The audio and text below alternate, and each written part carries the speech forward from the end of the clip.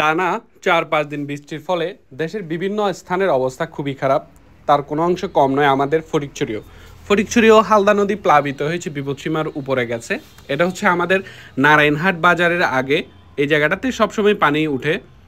বৃষ্টি বেশি হলে এই জায়গার অবস্থা খুবই খারাপ হয়। প্রায় হাঁটু সমান পানি উঠে যায় এই জায়গায় অবস্থা, নারায়ণহাটের অবস্থাটা।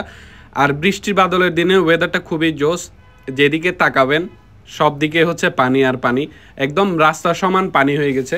গত বছর বন্যায় ফটিকছড়ি কিন্তু অনেক ক্ষয়ক্ষতির শিকার হয়েছিল। চারপাশে প্রচুর পরিমাণে পানি ছিল, যার কারণে হচ্ছে আমরা ভিউজটা নেওয়ার জন্য হচ্ছে ড্রোন ফ্লাই করি। আর ড্রোন দেখলে তো মানুষের একটু কৌতূহল থাকেই।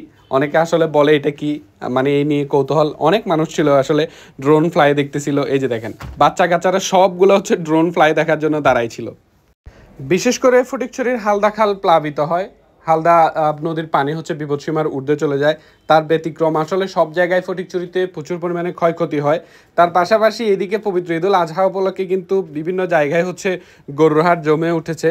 বৃষ্টি বাদল উপেক্ষা করে আসলে মানুষ গরু ক্রয় বিক্রয়ের জন্য বাজারে আসতেছে। বাজার মোটামুটি জমে উঠেছে। এটা ছিল শান্তিরহাট গরুর হাট। গরু কিন্তু ভালোই উঠেছে। এরপর আমরা হচ্ছে একটু নারায়ণহাট বাজারে যাই। নারায়ণহাট বাজারে কিন্তু বৃষ্টির কারণে নারায়ণহাট বাজারটা একটু আলাদাভাবে সুন্দর লাগছে আমার কাছে, মনে হয় অন্য